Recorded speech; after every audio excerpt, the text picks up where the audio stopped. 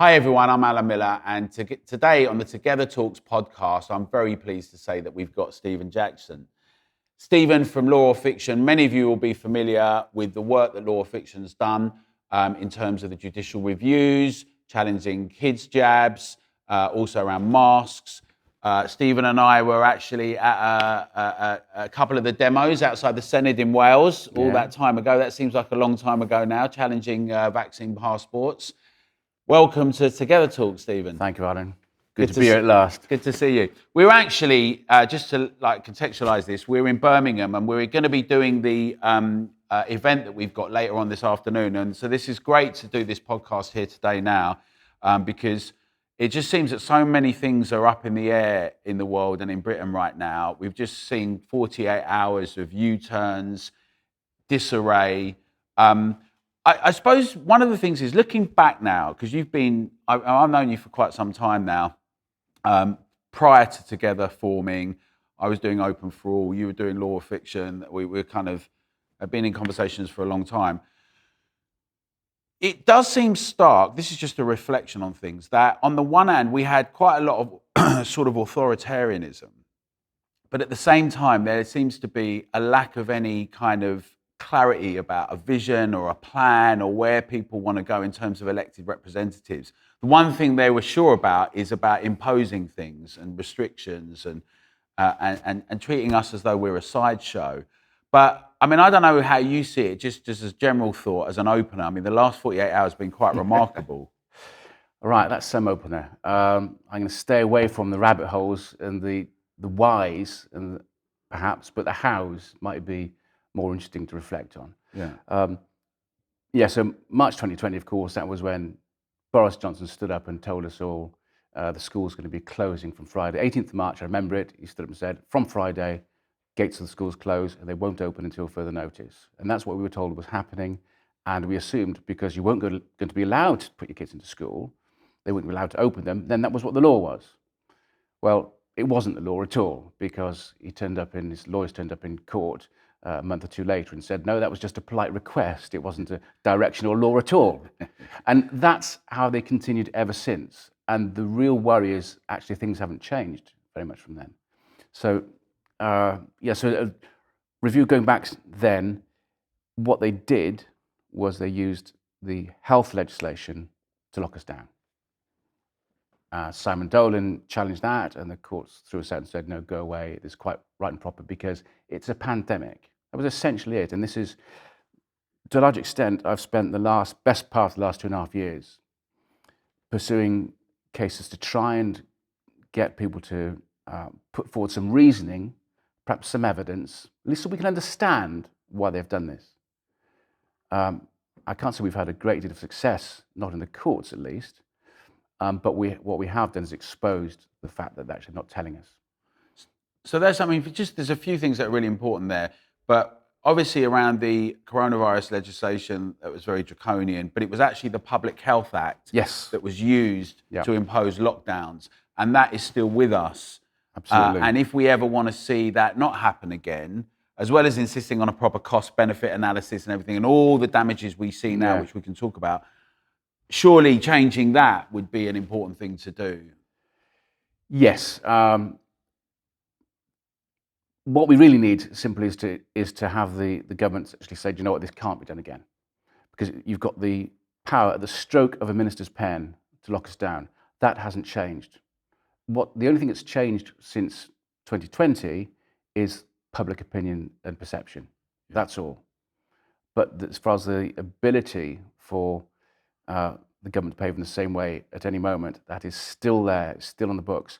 And so when we see threats of emerging monkeypox or some other nonsense like that, or we're still seeing now as we're coming into autumn and winter, we're seeing these so-called experts, and always anonymous experts, and never know how many, but simply experts, could be 100 or maybe 2 or none, but saying COVID cases on the rise, whatever it might be, some great big threat to our health service.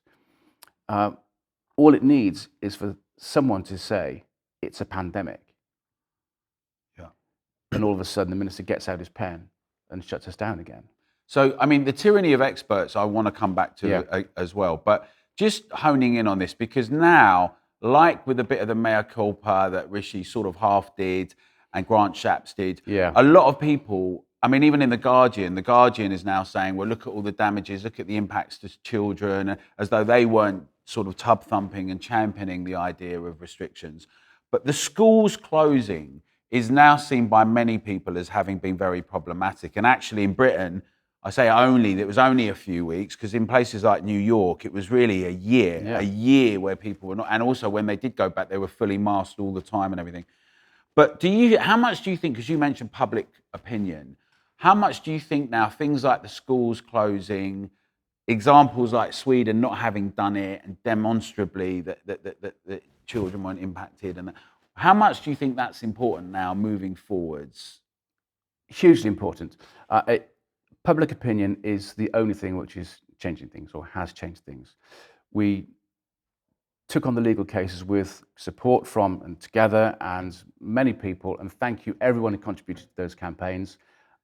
So important, not because the outcome was disappointing, but what we achieved, in fact, was quite significant because we managed to establish on the record what happens in a situation like this and why. And we've got quite clear that this is ministerial overreach, effectively, and that's been allowed.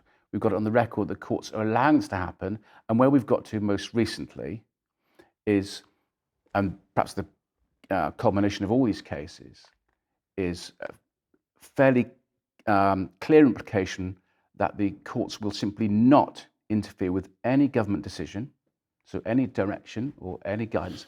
They won't interfere at all, listen to challenge at all, if that decision or advice is based upon advice of science, of scientists in the background. So we've got to the point, it is who's actually ruling it. It's this ruling by the scientists, and the court will not touch it. So there is a question, though, in a democracy, and we saw it in previous discussions, like around Brexit, right? Yeah. You have a democratic vote, whatever anyone thought about Brexit or not. I don't want to rehash that argument, but where some were trying to use the courts to overturn the democratically decided public opinion, right? So they make a vote, and then people try and use the courts to overturn it and say, well, it wasn't right. Now, that's not what you've been trying to do, because it wasn't like that everyone in the public was said, let's have a lockdown or let's do this thing. It's something different. But how much do you think it should be the case that you should be able to bring a legal case to stop politicians who have been voted in from doing things? Because it was an exceptional set of circumstances, but where do you see that balance? Well, it's vitally important, because you've got to have the government separate from the executive, separate from the courts and the justice system. Yeah. And if it's checks and balances, but what the courts have done, it seems to me, and many others, is they've painted themselves into a corner. And so, as far as COVID is concerned, at least, I think anything which is complex science or complex data, the courts are saying, well, hold on a moment, we're just humble lawyers. We haven't got the expertise to look at any of that or understand it or come to any view whether or not it's right or wrong. That's purely, therefore, a political decision, a management decision for the government and for Parliament. The problem is they've just stepped away and said, we're not looking at it. And the government is left to do what it wants. And at that point, we've got 4 or 5 years between any elections. There's no check on the government's exercise of powers in that stage, in that circumstance, and that's why we had, in the last 2.5 years, these terrible lockdowns, and that's why we're in this mess now, which no one will actually talk about the fact. Of course, this £500 billion, whatever it was, blown away on COVID paraphernalia and that stuff. Well, we like to talk about those things all the time, and about the impact and the collateral damages, not just in Britain, internationally, globally, the cost of lockdown crisis, as well as the issues of quantitative easing before and everything, but this really put it on steroids.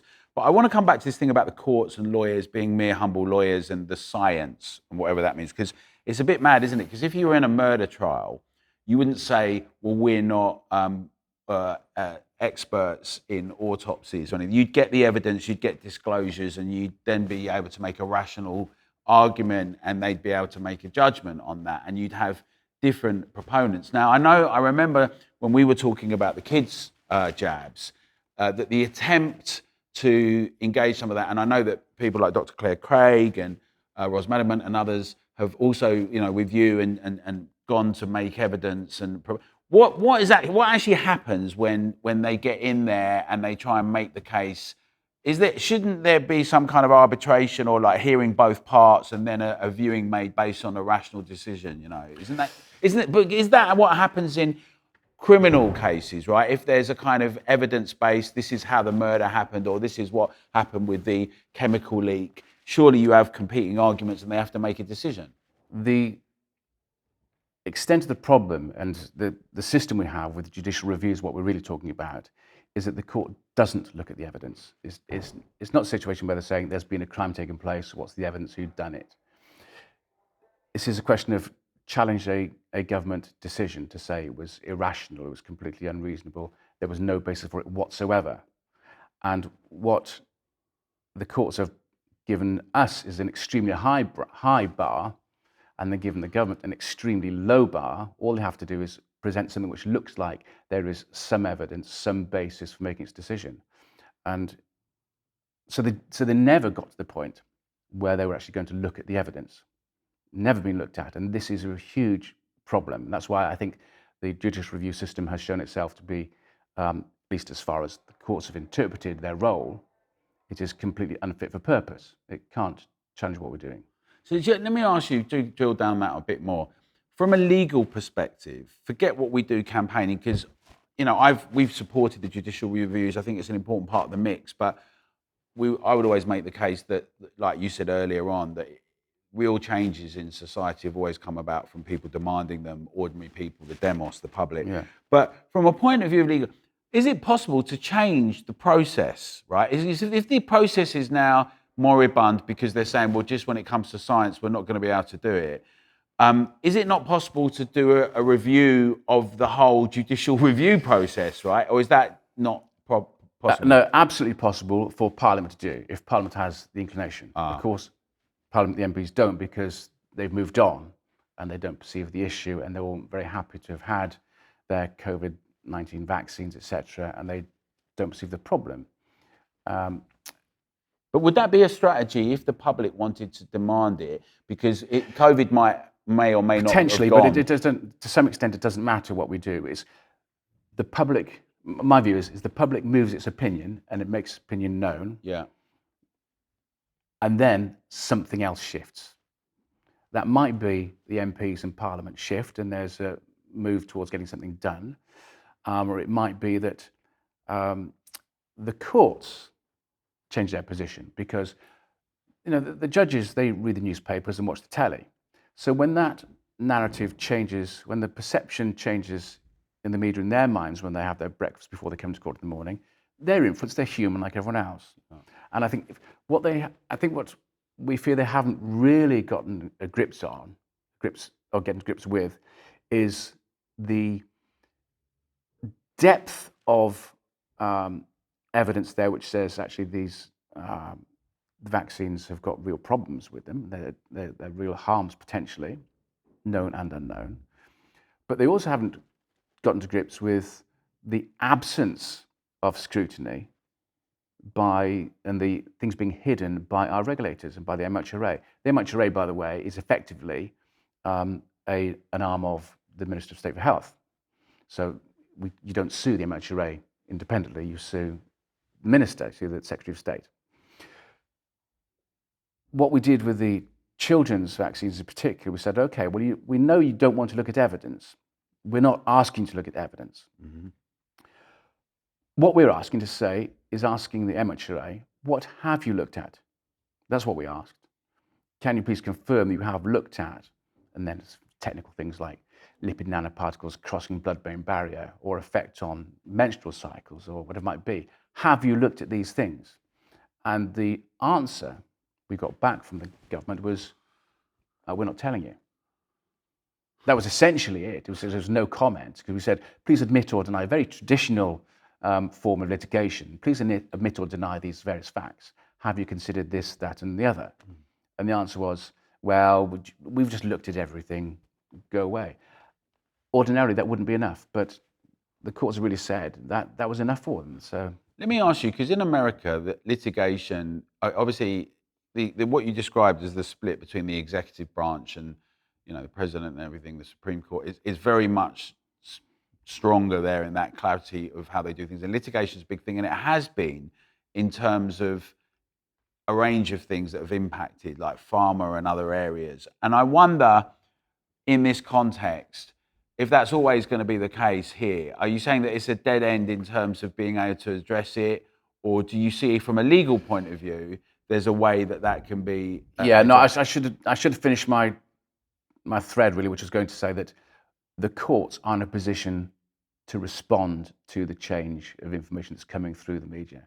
When they perceive, when there's a general feeling among the population, and that'll filter through to the courts, that actually, do you know what, maybe these COVID-19 vaccines or lockdowns or whatever, maybe actually they're bad science and they're really not good at all, then maybe the courts will think like we do, how on earth can you justify that? Right. So on that point, people like Sir Christopher Chope and others have been doing quite a lot of work, and they've already had people being paid out for harms and side effects. Yeah. So that is now in the public domain. It's common knowledge. And one of the frustrations I've had all along is that whatever anyone thinks about this, how much benefit it is for certain demographics or not, you can't assess and evaluate something if you can't have an open discussion and scrutiny. And even if it is the case that some people make the point that this is a remarkably successful campaign, it's what got us out of everything, you still have to address the fact that there are side effects and impacts and damages to people. And are they more than that with conventional vaccines or not? And what does that mean? And is that a risk worth taking and all of those things? Because you can't make a decision. At the heart of this, everything is a failure to do risk assessments. Right. Now, that has some technical requirements in terms of if you look at health and safety legislation, but it's essentially the same thing throughout. You basically say, what's the risks and what's the benefits of it? If I do this, what's the risk of that? No one, the government has never published any risk assessment for the lockdowns or any risk assessments in respect of these COVID-19 vaccinations. And so one main thing, so these aren't, I call them the COVID-19 vaccinations especially because, as many people know watching this, of course, they're really a separate technology to traditional vaccines. It's an mRNA gene therapy treatment, more technically. Yeah. But it's a new technology. What are the risks of that? Well, the fear is, of course, we're seeing the risk of that are being shown to us now. But it was quite foreseeable because right at the start, many eminent scientists have said there are plausible mechanisms for harms like this to occur. Yeah. They've only been shown right mostly. I'm not aware of any significant instances where a mechanism has been shown to be wrong. Everything's been pushed forward. The evidence keeps on building up to saying this is exactly what's happening and these are the problems. But they didn't assess the risk. And if they have, they haven't published it. So the regulators will not tell us why it is that these massive off-the-scale, skyscrapers of harms or deaths compared to previous reports to yellow card affairs, they won't tell us why there's nothing to see. So on this note, this is really important. We should all be making the point consistently to MPs, ministers, to everyone that any decisions should always have a cost-benefit analysis, a risk-benefit analysis. And that is even the point about the Public Health Act and assessing and evaluating a decision that's made, right? And the COVID inquiry, which who knows when that's going to finish, right? In the next 6-8 years, and what that and the criteria and the range of terms. But if we get one thing understood, is that we could apply having to make sure you've got a cost-benefit analysis for anything that's done. It just seems so rational and very simple, and that's something that's really important. I mean, one of the concerns is that people say, oh, it's like a rush, it's an emergency, and you have that all happen all over again, and it's a different government and it's a different situation. Is there a way of making that without? I'm not really into just like declaring laws, but just from a legal point of view, what is there a way that you could, or would it have to come from a political influence and impact? I'll come back to where I was, which has got to move the public opinion. We've got to move the opinion of those who represent us first. Yeah. Once that happens, then there would be numerous ways to achieve it. And certainly one is certainly putting it within legislation that any particular acts always have to be subject to a cost-benefit analysis, and that might be, I mean, to some extent, those requirements are there in some legislation, but they weren't there for this. Yeah. They weren't there for these big things. And the masks was the example. Eventually they had to scrabble together some analysis for the benefit of masks, and failed pretty damn miserably. So let's talk about that. I mean, I posted recently that whilst all this is going on, in New York, people are getting things through their letterbox for vaccines for 6-month-old to 2-year-olds.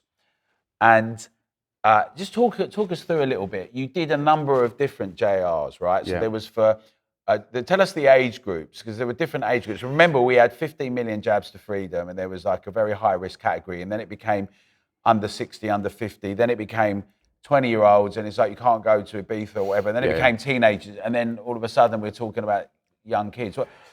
Talk us through it. Well, it's the 18s and over, so adults and over, so they're not regarded as children. Yeah. So then the age groups coming down were 16 and 17-year-olds. Yeah. And then 12 to 15. Yeah.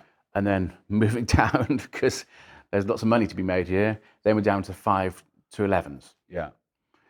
We're not yet down at the 6 months to 4-year-olds, but we know there have been discussions about it in the JCVI. And this was just when the guy on the FDA, who actually was very pro this jab, said that we should not be doing this for children, interestingly, whilst New York is pumping these leaflets out to everyone. But just give us a snapshot, and I want to come back to the money bit, but the snapshot of those different categories. How did they play out, the JRs in each of them, just so everyone knows? Well, the 16 and 17s and the 12 to 15s, they effectively merged over time, because with JRs, you have to issue your claim within at most 3 months of the decision being made. Yeah. Actually, it's worse than that, because that's a very, very short time when you're looking at putting a case together, this complexity. You have to do it promptly. So if you're not there within 6 weeks, the court could say, well, you weren't prompt enough. You look at what the decision was, the impact of the decision being made, how quick should you be. Anyway, as soon as we issued the claim in relation to application related to the 16, 17-year-olds, the government then decided they'd roll out for the 12, 15s. So we had to throw in another application on top of that. So that's what we did, and that rolled along for some time. And there's a bit of back and forth in terms of trying to get things to be done very quickly before the rollouts actually started. The courts didn't give us any grace in relation to getting things done quickly, and anyway, so things took time. And then later on, I forgot when it was now, but the 5 to 11s was announced, and so we had to do a separate judicial review in relation to that. So the issues are very much the same, but because of the timing, they had to be pursued separately. And you also look at what was the information available to the government at the time of the decision.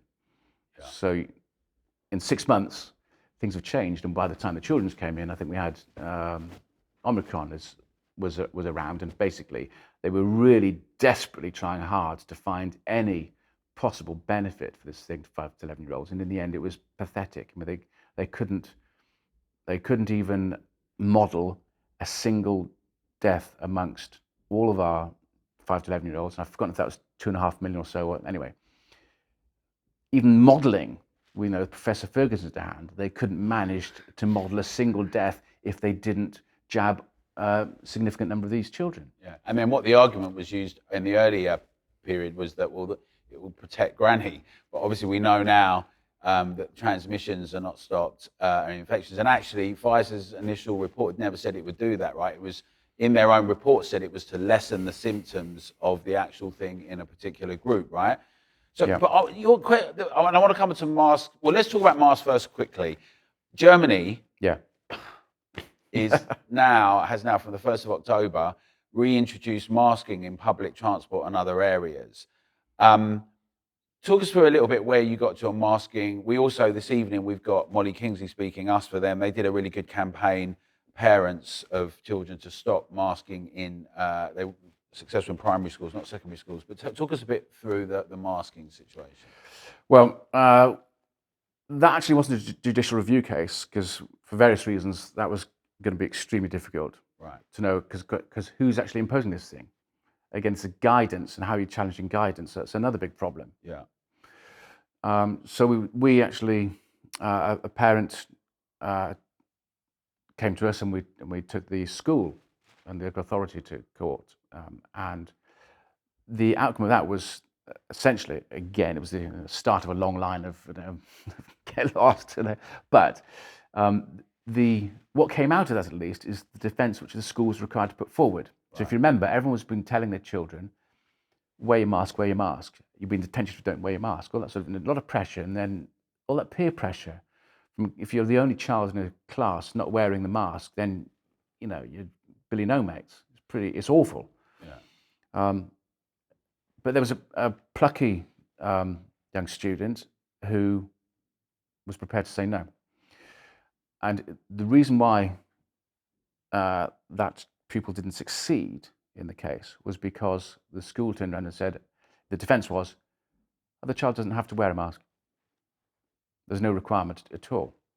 And therefore, as far as the peer pressure was concerned, I think the court kind of took the view, well, this is a plucky child, not convinced about psychological damage for this particular child or this child's representative, and therefore I'm not going to hold this find in your favour, because for its ramifications across many, many others. So in some respects, the advantage of that case, and again, this is the public issue of public awareness, it became clear you can just say no. You can give your child the courage, and the parents can have the courage between themselves to say, no, we're not doing it. Very important.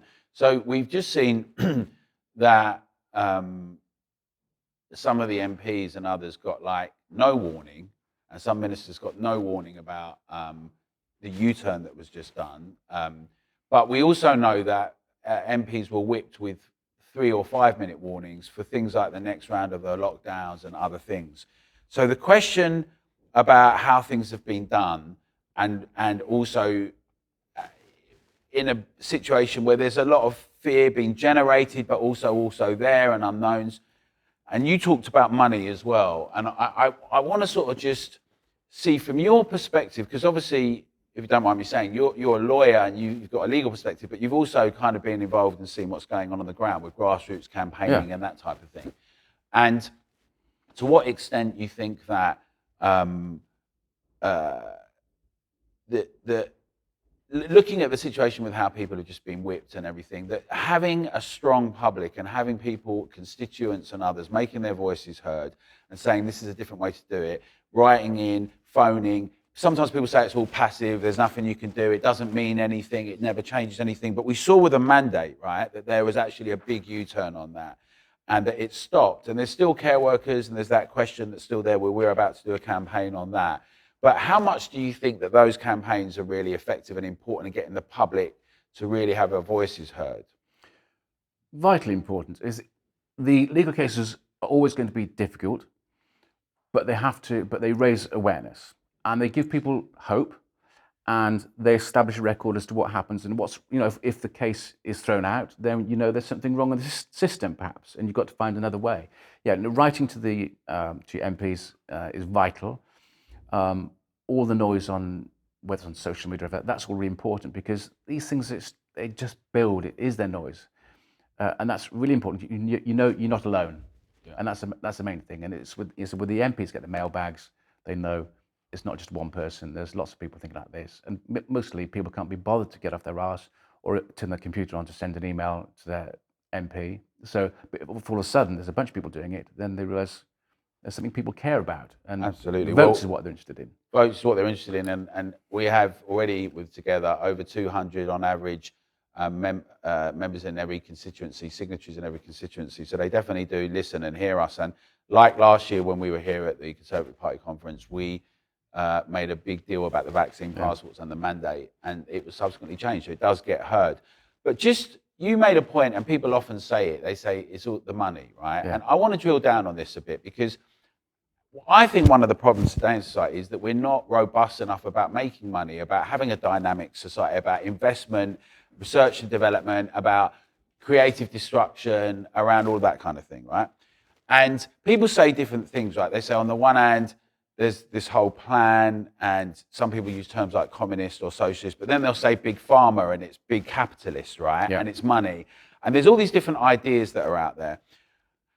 Do you think that because you said with younger people, there's a lot of money to be made there, and that's obviously true. There's money from things, but how much do you think, it's a bit like with MPs as well, whipped quickly, trying to make decisions. How much do you think people who are involved in doing medicine, for instance, they're only got an interest in just making money? It isn't about providing benefits to society. And Right, I think for the vast majority of doctors, nurses, everyone else, and people, they are well-intentioned, and money isn't their top goal. That's not quite the culture we have in the UK, certainly. And I don't think that it's not individual avarice, which is the heart of our problem for the last 2.5 years. Yeah. When I refer to money, I'm not talking about individuals.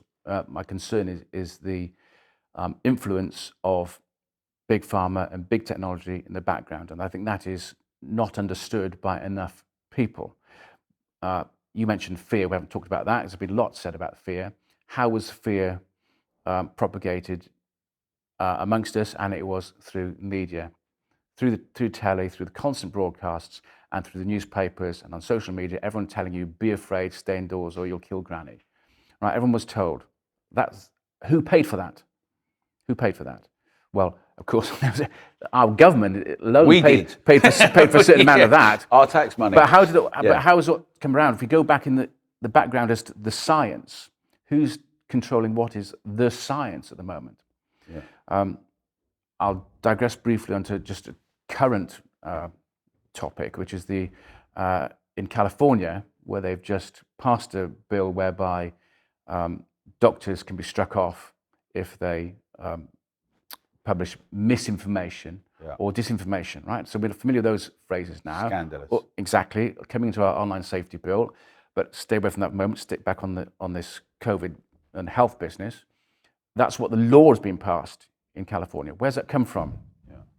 That seems to come from and it's being pushed, I've seen this for the first time in the UK press, the Federation of State Medical Boards in America. I'm not sure if you're aware of them, an outfit down in Texas, and what they essentially do, it seems as they bring representatives of the various medical boards, they bring them down to Texas and they wine them down and have a big conference, and they get them to vote through various policies of what they think would be good for the state, for the federation to say is a good policy to adopt.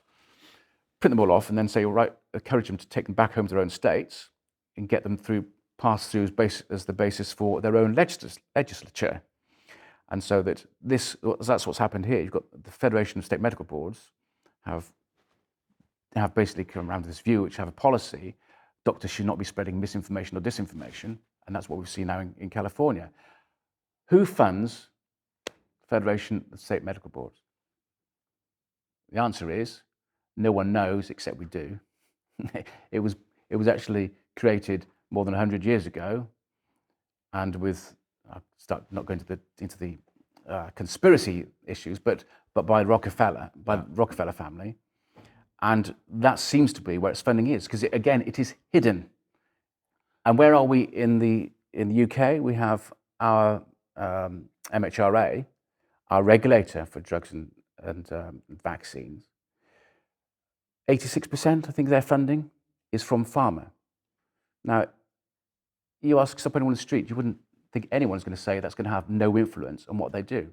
And that's where we get to. And so how is it we get to the point that, say, Damien Raine stands up last February or March and says, boasting that in early 2020, she told Boris Johnson, don't worry, Mr. Johnson, we're going to be Prime Minister, we're going to be moving from watchdog to enabler. Yeah. We're going to help you push out these vaccines, as they were called. And if you look at the charts, and if you look actually this fantastic film, A Second Opinion, which Mark Sharman's put out. Within that, there's a fantastic clip where Jim Raine is explaining on this PDF, on whatever, PowerPoint presentation. She's explaining this is how we move things so much more quickly. And it wasn't because we'd done all the research and we proved it was safe and they just got rid of the paperwork. It's because they cut all the trials short. Well, one of the things on all of this is a big conversation, but is the hesitancy that now is going to be applied to other forms of vaccinations that have had 10 years trials and have been very successful and impacted with people and a range of other areas. And there is also a deficit, increasingly, a trust deficit that there was before what happened with the lockdowns and COVID, but that's become amplified. And I think one of the things about the deficit of trust and everything is it permeates everywhere. And I think we need to be a little careful as well that we don't just then end up thinking you can't trust anyone. We're having this conversation, well, what's your interest? And you're a lawyer, you make money, and we charge for tickets sometimes because we make, as though there are no, I liked what you said about the majority of people that were doctors and practitioners, that they're actually, you know, they have a sort of service. They're in a career, but they have a sense of responsibility. Because most people, most ordinary people, that is what we do. And there's this picture of somehow that we're all like nasty and out of control and avaricious. Well, what they've done is they're busy working, you know, treating patients, doing what they've done for many years. They don't have time to start looking at epidemiology. They don't have time to start understanding the way that vaccines work or mRNA technology works and the difference is. They don't have time to start understanding these mechanisms by which spike proteins works. This is all terribly complicated.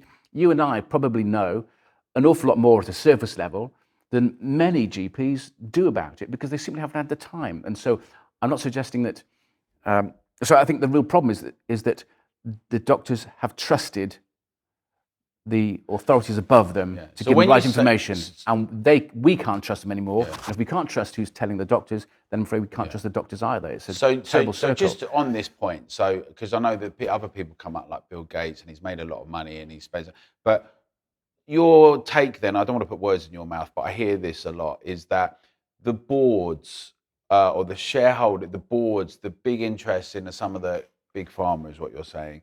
They then are only interested in money. They're not interested in checks and balances. They're not interested in assessments. If you look at the board of big pharma, there's no duty really for them to look at ensuring their products work. Their duty to shareholders to make money.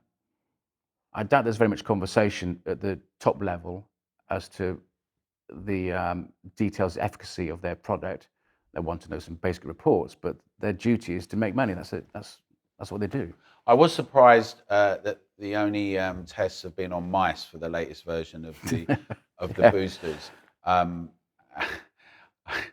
You know, that old phrase, I'm not a zoologist, biologist, epidemiologist, or any otherologist, but even I can work out that might not be entirely, even though we do tests on mice and rats and all of that, and then mammals as we go down the road. But so I suppose this all comes to ask you where you think we are now, because you know some people are saying, we've just seen in the Daily Mail and the Guardian that, you know, this high rising COVID. I'm not sure that lands with the public right now and what everyone's gone through. You know, I've just come up and one person I see wearing a mask and all that. But in terms of where we are with some fears and concerns and a sense that we're at risk all the time, and the state's role is perhaps to keep us safe rather than maybe build motorways or underwrite infrastructure developments, whatever it might be. But what do you think about where we are now and how we move forward? How do you see the landscape? My feeling about it, it's just my personal feeling, is that the public aren't going to have it anymore.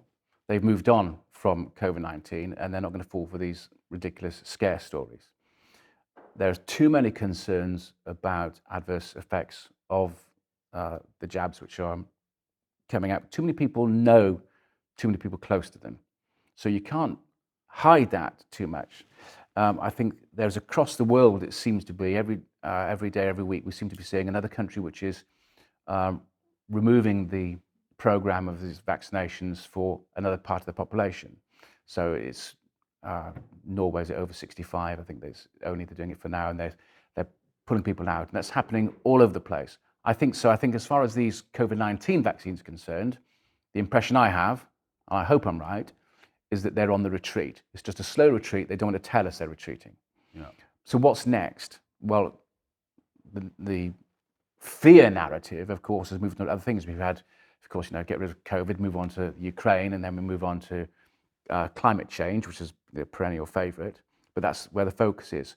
But we're coming to the same issue there, which is what we've seen in the last 2.5 years. It's this assessment of the risks. If we're doing this, what's the outcome? If it's this, you want to go for, basically you want to go for net zero. Well, what's the net cost of that going to be? Let me ask you, when you say the fear and how are we going to discuss it if you're hiding the discussion? So the fear narrative, but who's doing it? Here's the thing, Stephen. It's a question that who's doing it. So let's talk about the environment, because that, I think it's not a new discussion. It's been on the horizon for quite some time. Sort of over the last 3 decades, it's been building. Where Al Gore did his thing before, and it's been back and forth. When we say the fear narrative, what's the purpose, if from that point of view, if you think there is a purpose? Who benefits? Why is it being done, right? What would you, from your take on this? Well, now you're taking me into the bigger realms, aren't you? But there we are. But okay, so, I mean, I wonder, because when you say we move from COVID onto that, it sort of directly implies that that's... Yeah. Okay, well, so where... Is it the government? I mean, like, there's been a green agenda on their manifesto. They got a mandate to come in, and part of it was a green section in it, right? So that wasn't smoke and mirrors. That was there, right? Okay. Well, keeping this very short. Yeah. And this is a discussion which many people are having, but certainly not on mainstream media, etc. Yeah. But you say, is it the government doing this or corporations? Well, I don't really buy into the idea that the two are that separate. Right. That's my problem. And one of the things which most stuck with me from when Dominic Cummings did his 7 hours to one of the select committees, I think, in Parliament. Yeah. And he said, and he was rather extremely impressed by what he called the Bill Gates type people. Yeah. Those were the people, he said, had come into government and were giving them the advice as to what to do. Yeah. So the Bill Gates type people, that's not people elected by the British people. These are global players from outside, right? So our government was following the advice and instructions of outside players, global players. Mm-hmm. Who are those? So Bill Gates, of course, is an individual we know, because it's Bill and Melinda Gates Foundation, etc. Yeah. But then we go off to the WEF and where they all meet, and where the big boast about that is that, from Klaus Schwab, that he's infiltrated all the cabinets of major governments, and in Canada more than 50% of how he has our young global leaders from the World Economic Forum. Yeah. Now, these are, you can get into your Delingpole conspiracies, which are fascinating. I'm not saying right or wrong, but leave that aside. Don't go, just stay at the top level. Yeah. At this very top level, there's a real concern here, a real problem. We've got corporations in government, and who's actually calling the shots? And I think it's very unclear as to who's calling the shots. Well, on that note, you've done a great plug for our next event, which is actually in London on the 24th of October, called Is a Great Reset Inevitable? And I'm rereading a lot of things, like I'm reading The Great Reset and The Great Narrative and The Fourth Industrial Revolution. Yeah. I'm not sure how many people have read those things. There's a lot of people talk about things, but I'm often impressed by how many platitudes there are in there and how vague they are. And also some things that I would agree with, by the way, which we'll talk about at the event.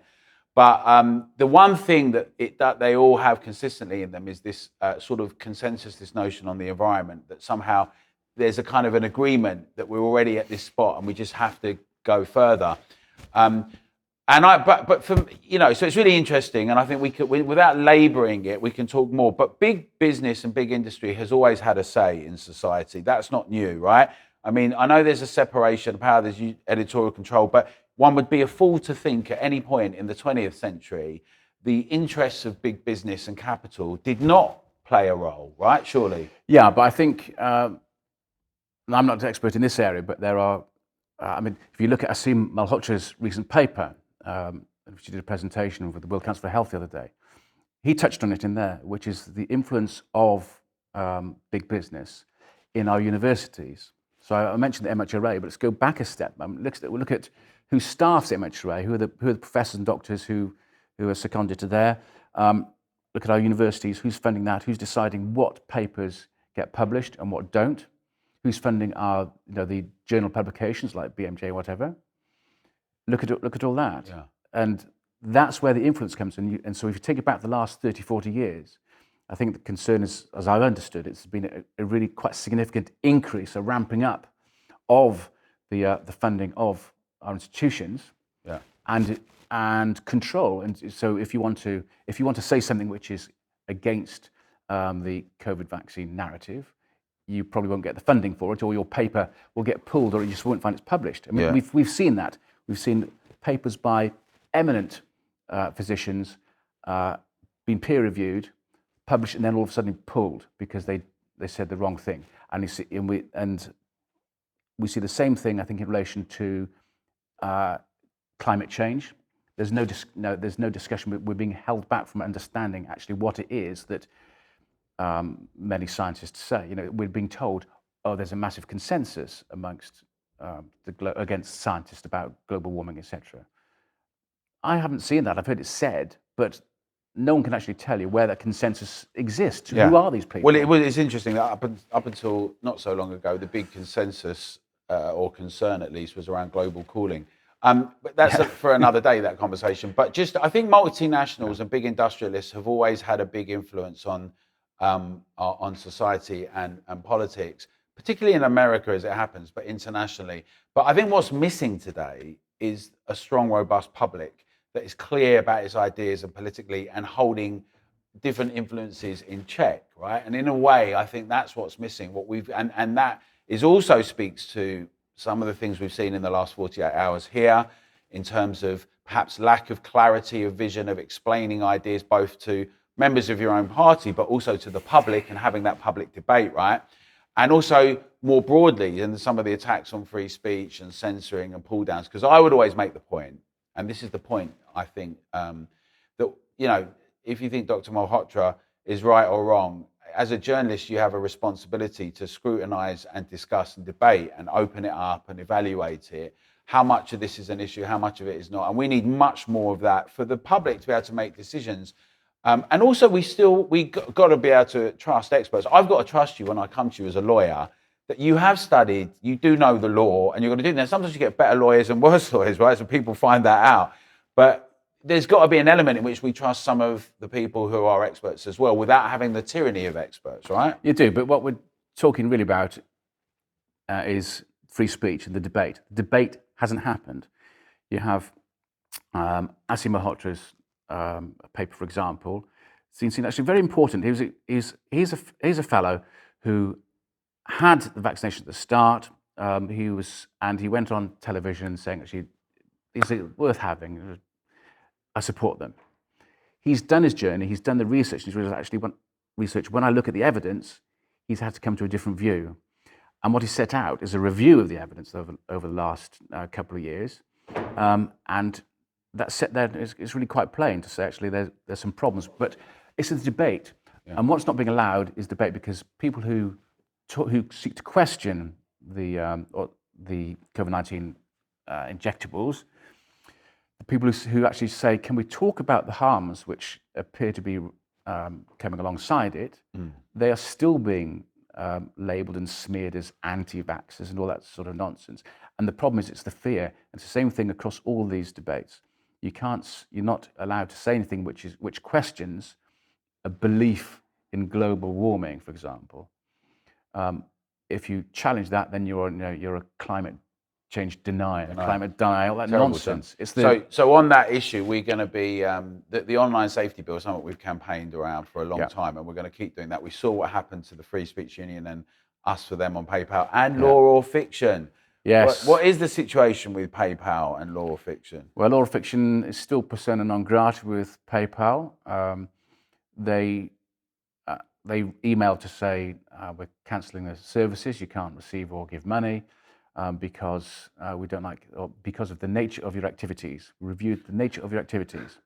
I said, well, what activities? What's the nature of them you don't like? Just give us a clue. Silence. And so I've sent in a data request to see what they have about me personally. And we'll see what comes out. So we need to make a bit more noise about Law or Fiction and PayPal as well.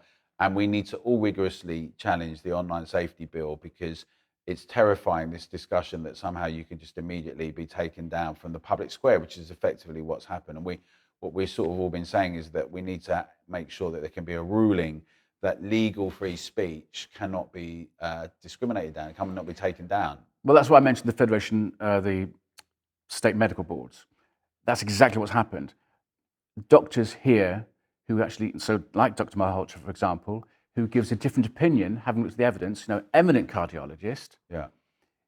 he could be taken down and have his license removed if the government of the day decides that whatever he said is contrary to their view and therefore amounts to misinformation or disinformation. And what would happen now? So you could never have said, actually questioned whether or not these COVID-19 vaccines stopped transmission or stopped infection. If you said anything different, you could have your license removed. Yeah. It's only because people have spoken up, been able to Yeah. speak up, that things have moved on and public have become more aware of the truth of the matter. And I've noticed that Jay Bhattacharya, who we also had on, we had him on with Dr. Asim Malhotra a while ago for Together Talks.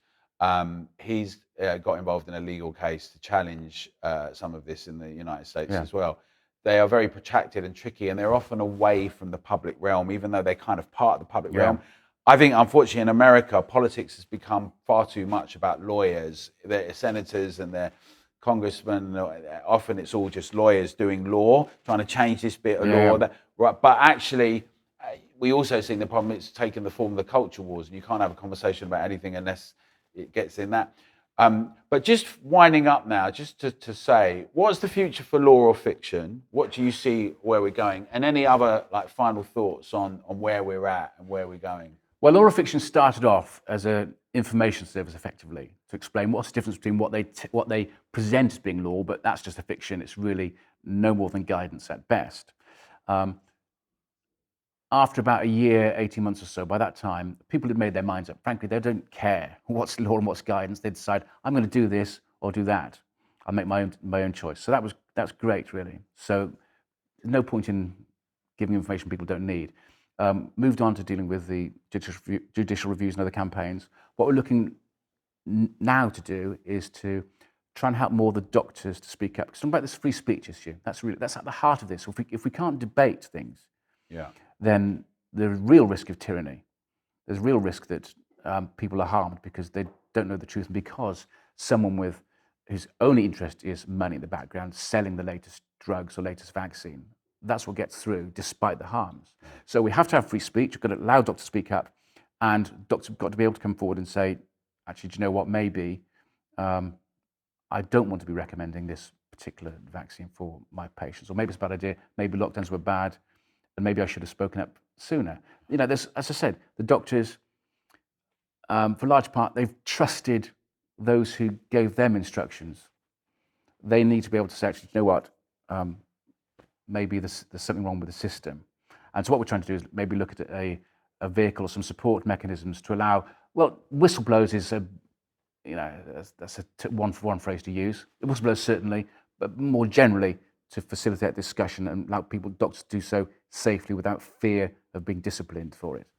So we're very much believers in the antiseptic of light and reason and rational discussion being shone on things, and without freedom of speech, we have no freedom. I want to say thank you, Stephen, because it's not just for coming on here and doing this, but it's actually getting to know you and seeing you.